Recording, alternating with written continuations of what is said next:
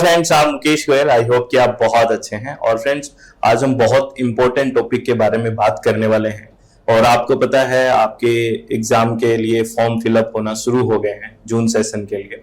तो बहुत आराम से अच्छे से तैयारी करनी है, बिल्कुल रिलैक्स होके, और अच्छे से चीजों को रिवाइज करना है जो पढ़ा हुआ है। और प्रीवियस ईयर क्वेश्चंस पे भी अच्छा फोकस रखना है, क्योंकि क्वेश्चंस जितना अच्छे से प्रैक्टिस करेंगे उतना ही अच्छा हम परफॉर्म कर पाएंगे। ठीक है, तो आज हम टॉपिक के बारे में बड़ी शांति से बात करेंगे। एक नोट से शुरुआत करेंगे। इस नोट को नोट की तरह से संभाल के रखना है। डायरेक्ट यहाँ से क्वेश्चन पूछे जाते हैं और पूरे टॉपिक को अच्छे से समझने की कोशिश करेंगे। ठीक है, तो ऑल द वेरी बेस्ट। तो एक नोट क्या कह रहा है, देखिए, कह रहा है कि oceanic crust is denser then continental crust. ठीक है, oceanic crust has an average density of 3 ग्राम पर centimetre cube, while continental crust has average density of 2.7 ग्राम पर सेंटीमीटर क्यूब। तो एक तो ये सीधा सीधा आपको स्टेटमेंट्स में क्वेश्चन पूछा जाता है कि जो ओशियनिक क्रस्ट है या फिर हम बात करें कॉन्टिनेंटल क्रस्ट, तो किसकी डेंसिटी ज्यादा होती है। तो ये आपको ध्यान रखना है कि जो ओशियनिक क्रस्ट होता है उसकी एवरेज डेंसिटी ज्यादा होती है अगर कंपेयर करें average density of continental crust की। तो कॉन्टिनेंटल क्रस्ट का तो एवरेज डेंसिटी है 2.7 ग्राम पर सेंटीमीटर क्यूब, और ओशियनिक जो क्रस्ट है उसका एवरेज डेंसिटी है 3 ग्राम पर सेंटीमीटर क्यूब। ये ध्यान रखना है। इसके पीछे हम रीजन भी देखेंगे क्या कारण है, लेकिन ये बात आपको ध्यान रखनी है। ठीक है, देखो, पहला, despite greater thickness the continental crust is less dense. अगर हम थिकनेस की बात करें, है ना, मैं डेंसिटी की बात तो ऊपर कर चुका हूं कि जो ओशियनिक क्रस्ट है वो ज्यादा डेंसर है बजाय किसके, कॉन्टिनेंटल क्रस्ट के। लेकिन थिकनेस की बात करें तो जो कॉन्टिनेंटल बेसिकली क्रस्ट है उसकी जो थिकनेस है ना, वो ज्यादा है, थिकर ज्यादा है। देखिए, despite greater thickness the continental crust is less dense then the oceanic crust, because क्या कारण है, it is made up of both light and dense rock types. Basically जो यहाँ रॉक का टाइप है वो क्या है, it is made up of both light and dense rock type. इस रॉक की वजह से ऐसा है। और दूसरा है, the oceanic crust is composed of mostly of dense rock such as basalt. तो जो रॉक का फॉर्मेशन है, या फिर यहाँ पे अगर हम बात करें कॉन्टिनेंटल क्रस्ट की, कॉन्टिनेंटल जो क्रस्ट है वो थिक तो है लेकिन डेंसर है वो कम है बजाय किसके, ओशियनिक क्रस्ट के। इसके पीछे रीजन क्या है कि जो कॉन्टिनेंटल क्रस्ट है ना, वो किससे बना होता है, लाइट एंड डेंस रॉक, उसमें दोनों तरह की रॉक्स होती है। अगर हम ओशियनिक क्रस्ट की बात करें तो वहां पे जो बेसिकली रॉक होती है वो मोस्टली डेंस रॉक ही होती है, और जैसे बेसाल्ट। तो ये इंपॉर्टेंट है, ये आपको याद रखना है।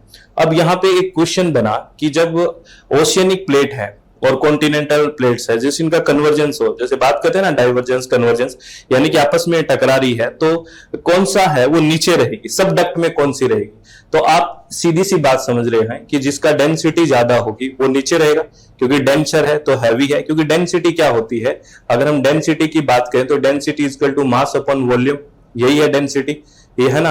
अगर हम वॉल्यूम कम कर दें तो डेंसिटी ज्यादा हो जाएगी, या फिर मास ज्यादा हो तो डेंसिटी ज्यादा है।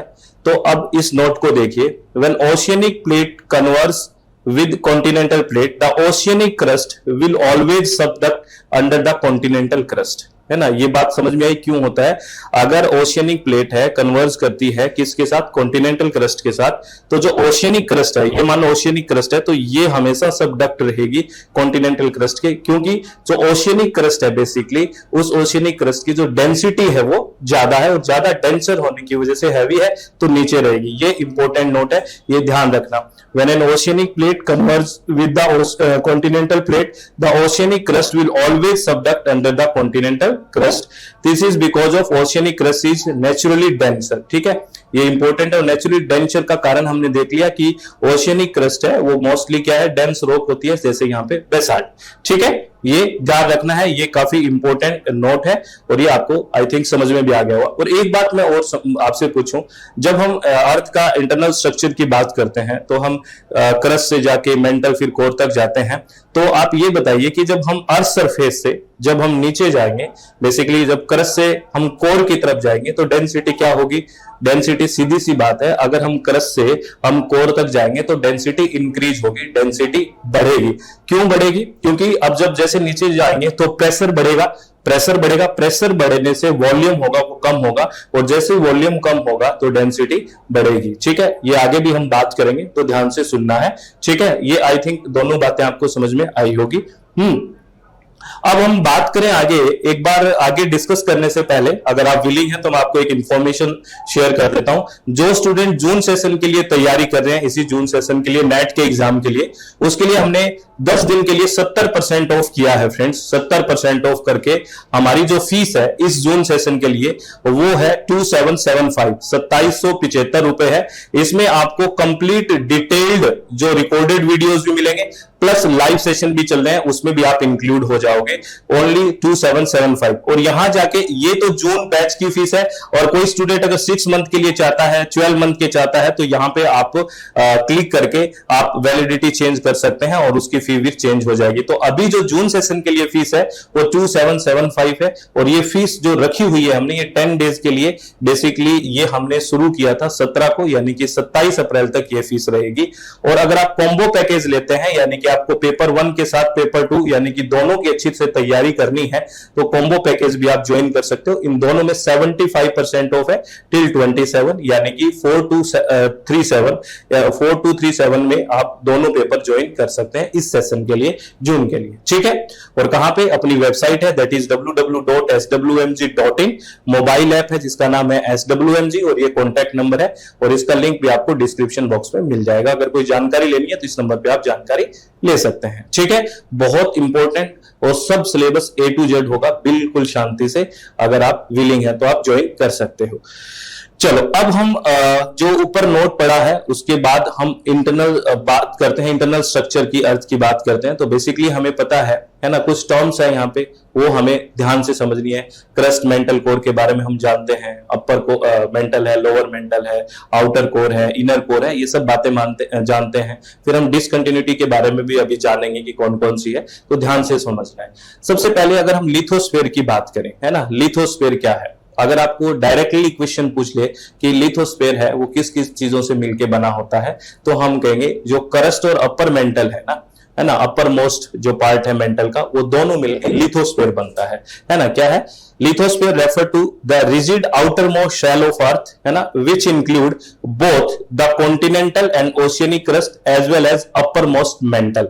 यानी कि अपर मोस्ट मेंटल है और प्लस जो क्रस्ट है, ये मिलके क्या बनता है? लिथोस्फीयर मिलता है, या लिथोस्फीयर बनता है। It is a strong and elastic layer that is sits above the weaker and ductile asthenosphere। यानी देखो, ये ऊपर वाला पार्ट आपको यहां दिख रहा है, ये लिथोस्फीयर है जो क्रस्ट और अपर मेंटल से बना है। उसके जस्ट नीचे, या फिर यूं कहें, जो लिथोस्फीयर वो किसके ऊपर है? एस्थेनोस्फीयर के। तो asthenosphere is defined as mechanically weak layer beneath the lithosphere, यानी कि लिथोस्फीयर के जो नीचे वीक, बेसिकली हम कहें वीक लेयर है, वो एस्थेनोस्फीयर है ना, कैरेक्टराइज्ड बाय लो सिस्मिक वेव वेलोसिटी, है ना। और इसके कैरेक्टरिस्टिक्स की बात कर रहे हैं, high attenuation and the source region of mid ocean रिजिड बेसाल्ट्स। ये आपको एस्थेनोस्फीयर के बारे में नोट याद रखना है। यानी कि मैंने बात की है ये लिथोस्फीयर अपर पार्ट की और एस्थेनोस्फीयर के बारे में बात की है। अगर क्रस्ट की थिकनेस की बात करें तो क्रस्ट का जो थिकनेस है वो 0 से 100 किलोमीटर तक वेरी करती है। ठीक है ना, क्रस्ट की अगर बात करें तो 100 किलोमीटर डीप तक हो सकता है, तो ये आपको ध्यान रखना है इतना। और बेसिकली अगर किलोमीटर में तो बहुत कम ऐसे पूछा जाता है, लेकिन अगर कई बार स्टेटमेंट्स में पूछ ले तो आपको ये ध्यान रखना है। ठीक है, और अगर रेडियस की बात करें तो 6378 ये रेडियस है, 6378 किलोमीटर। ठीक है, और अलग अलग आपको यहाँ पे दिया हुआ है, जैसे 2900 किलोमीटर तक अपना मेंटल आ गया, फिर आगे कोर आ गया। ये सब बेसिकली डेप्थ के अकॉर्डिंग हमारा कितना किलोमीटर तक कौन सा फैला हुआ है, ये बात है। आगे बात करते रहेंगे, ध्यान से समझना। The asthenosphere is the main source of magma. यानी कि जो मैग्मा और लावा की हम बात करते हैं, लावा तो बाहर आ गया तो हो गया, मैग्मा अंदर रहता है। तो asthenosphere is the main source of magma and it is the layer over which the lithosphere plates और कॉन्टिनेंटल प्लेट्स मूव। यानी कि जो प्लेट टेक्टोनिक्स होता है वो इसी के ऊपर होता है, जो मूवमेंट होता है, क्योंकि ये थोड़ा इलास्टिक टाइप है तो इसी पे मूवमेंट होता है। तो आपको ये पूछे the main source of magma क्या है? एस्थेनोस्फीयर। ठीक है, और एस्थेनोस्फीयर की हमने लोकेशन देख ली है, कहां पे है वो आपको ध्यान रखनी है। अब ये नोट है, नोट के बाद हम बेसिक और बातें करेंगे। ये नोट क्या है? Lithosphere is the coolest and most rigid part of earth. है ना, ये नोट आप समझ ले, ध्यान रखना। जो लिथोस्फीयर है वो coolest and most rigid part of the अर्थ है। कूलेस्ट तो आपको पता है सबसे अपर मोस्ट है, क्योंकि जैसे जैसे हम डीप जाते जाएंगे आपको पता है टेम्परेचर बढ़ता जाएगा, तो ये सबसे कूल पार्ट है और सबसे रिजिड पार्ट है अर्थ का, क्योंकि यहाँ लिथोस्फीयर किसका कॉम्बिनेशन है, क्रस्ट और अपर मेंटल का, तो ये ध्यान रखना है। अब हम अगर अर्थ के स्ट्रक्चर की बात करते हैं तो हम जैसे क्रस्ट मेंटल कोर तक जाते हैं तो इसकी कुछ केमिकल कंपोजिशन के बारे में बात कर लेते हैं। तो सबसे पहले हम बात करते हैं क्रस्ट के बारे में। तो सबसे ऊपर की पट्टी, या हिंदी में इसको भूपट्टी बोलते हैं, सबसे ऊपर की जो लेयर है, तो the outermost layer of earth is known as earth crust, है ना, सबसे आउटर मोस्ट लेयर हो गया। On an average it is 30 kilometre deep, it can be up to 70 kilometre under high mountains और up to 8 kilometre under ocean. तो आप यहाँ पे एक चीज और याद ध्यान रखना, वैसे तो आपको बिल्कुल ध्यान होगी कि जो ओशियन है वहां पे जो क्रस्ट है वो कम थिक होगी, कितना है देखिए, लगभग 8 किलोमीटर, अप टू 8 किलोमीटर। और अगर हाई माउंटेन्स की बात करते हैं तो वहां पे अप टू 70 किलोमीटर तक है। तो ये नोट में कई बार पूछ लेते हैं, स्टेटमेंट्स देके भी क्वेश्चन पूछ लेते हैं, तो ये आपको ध्यान रखना है। और जो क्रस्ट है उसको हम सियाल के भी बोलते हैं। सियाल मतलब सिलिकॉन एंड एल्यूमिनियम, बिकॉज जो अबेंडेंस है यहाँ पे सिलिकॉन और एल्यूमिनियम का ही है इस पार्ट में, किसमें, क्रस्ट में, ठीक है। और एक ये जो डार्क किया हुआ है ये भी काफी इंपॉर्टेंट है। ये कह रहा है कि nearly 1% of earth volume and 0.5% of Earth's mass are made of the crust, ठीक है ना, nearly 1% of Earth's volume। ये आपको क्या है ऑर्डर में लगाना पूछ लेते हैं कि अर्थ का वॉल्यूम किस से कितना परसेंट बना हुआ है, क्रस्ट मेंटल और कोर की बात करें तो nearly 1% of earth's volume and 0.5% of earth's mass are made of the crust, ठीक है, ये ध्यान रखना है। और note the earth crust is divided into 2 main type. अगर अर्थ क्रस्ट की बात करें जो अभी हम बात कर रहे थे, कॉन्टिनेंटल क्रस्ट हो सकता है और ओशियनिक क्रस्ट हो सकता है, ठीक है। और अभी नोट जो शुरुआत में हमने पढ़ा उस नोट में भी हमने बात करी थी कि जो कॉन्टिनेंटल क्रस्ट होता है इसकी डेंसिटी कम होती है लेकिन थिकर होता है, क्योंकि हमने बात करी थी कि वहां रॉक की टाइप की। और ओशियनिक क्रस्ट की हमने बात की थी कि थिन तो होता है लेकिन डेंसर होता है बिकॉज ऑफ बेसाल्टिक रॉक। ये हमने नोट में पढ़ लिया था फ्रेंड्स, ठीक है। अभी जो नोट की हम बात कर रहे थे उसमें पढ़ा था, ये ध्यान है आप लोगों को। चलो ठीक है, ये काफी इंपॉर्टेंट नोट है और यहां से क्वेश्चंस पूछे जाते हैं। अब और नोट, कुछ इंपॉर्टेंट नोट को इन नोट्स की तरह ही संभाल के रखना है। जैसे quartz SiO2 contribute about 70% of the continental crust and it is the most common mineral। ये तो याद रखना है, वैसे पता ही है जब सियाल की बात हो रही है। तो क्वार्ट्ज है वो contribute about 70% of the continental crust and it is the most common mineral which contain both silicon and oxygen are known as silicates. इसको क्या बोलते हैं, सिलिकेट्स बोलते हैं।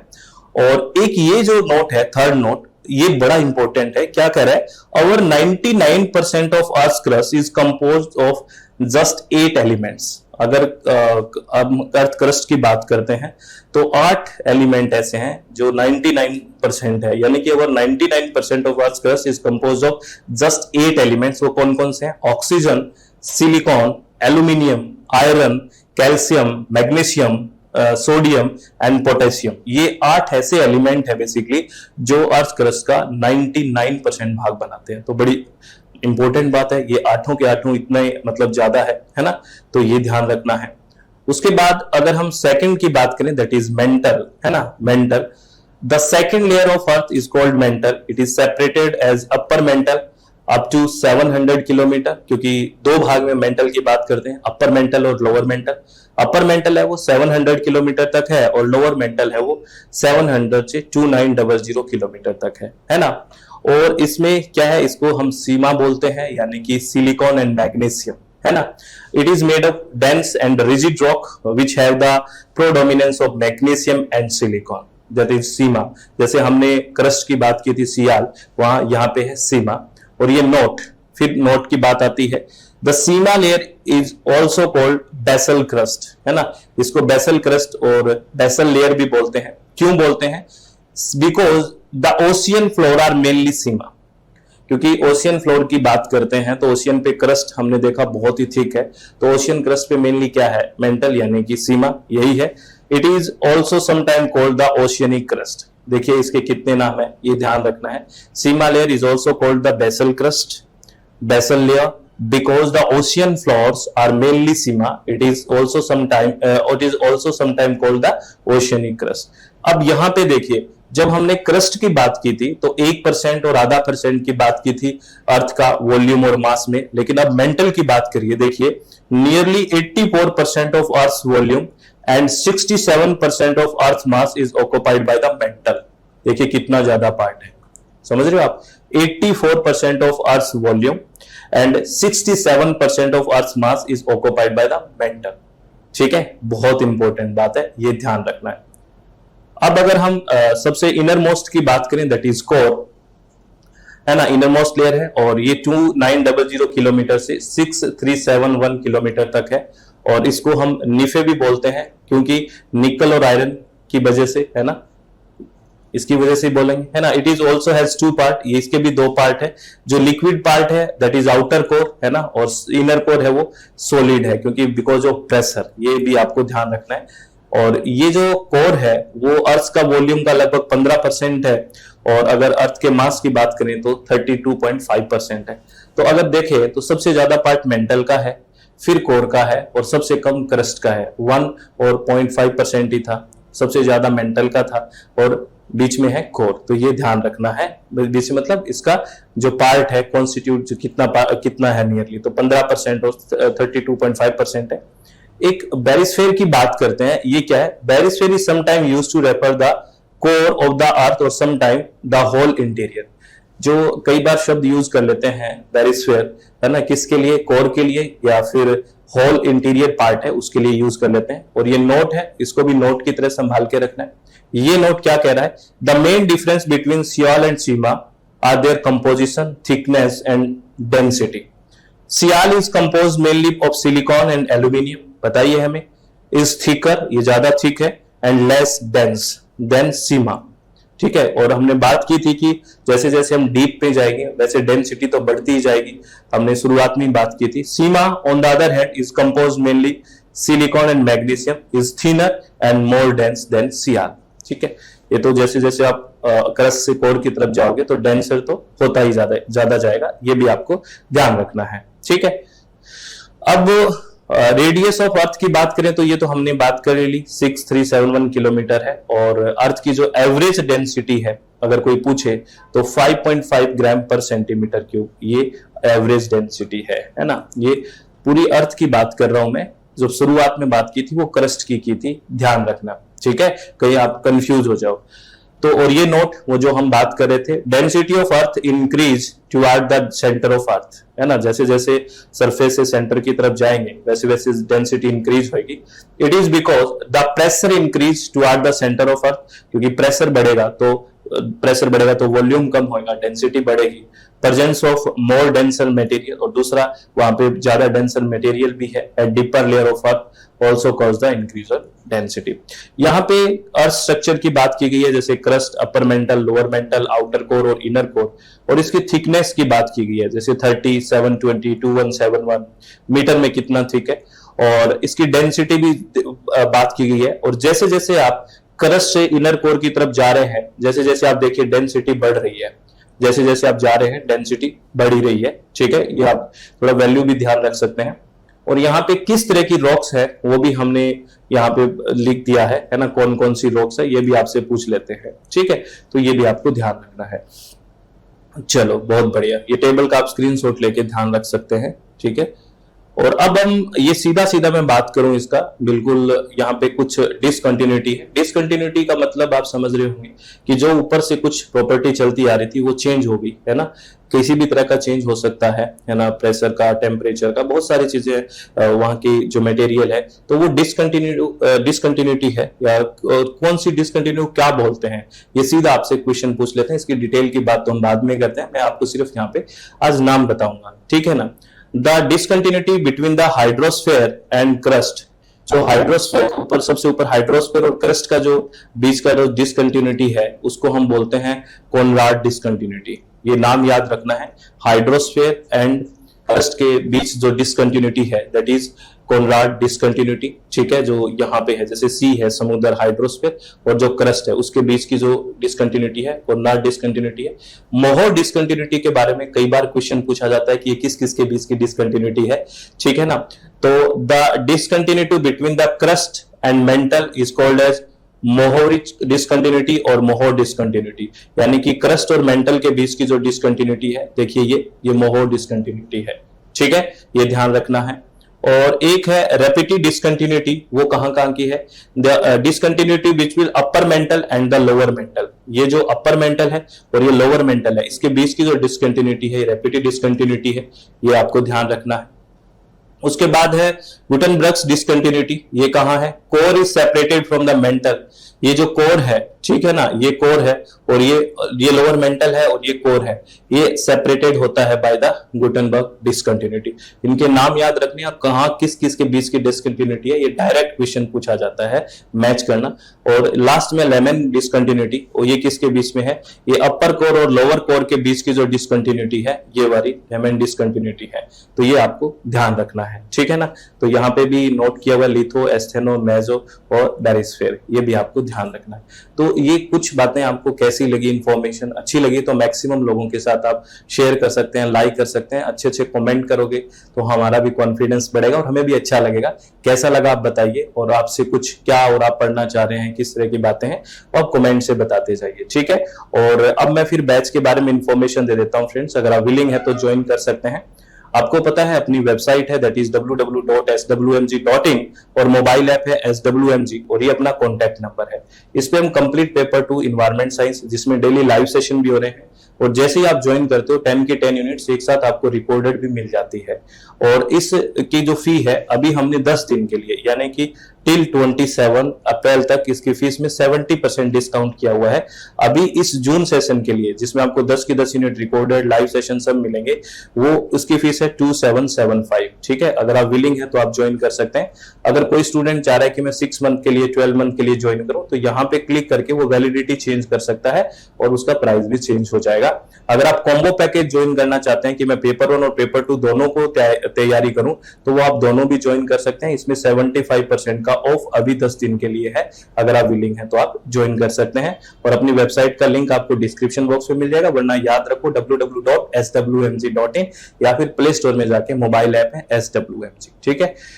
चलो आप अच्छे से तैयारी करो, अपने चित्त को शांत रखो, आप खुश रहो, बिना किसी टेंशन के प्लीज तैयारी करो। बहुत रिलैक्स होके अपना जो आपने पढ़ा है उसको रिवीजन करने पे बड़ा अच्छे से ध्यान दो। डाउट है वहां पे बिल्कुल क्लियर करने की कोशिश करो फटाफट, और अभी तैयारी करना बिल्कुल स्टार्ट कर दो। कहीं पे भी हमारा वीक एंड नहीं रहना चाहिए। उधर उधर की बातें सब छोड़ के पढ़ाई में लग जाओ, अपने चित्त को शांत रखो, आप खुश रहो। बहुत बहुत धन्यवाद। Thank you, thanks a lot friends, बहुत बहुत धन्यवाद।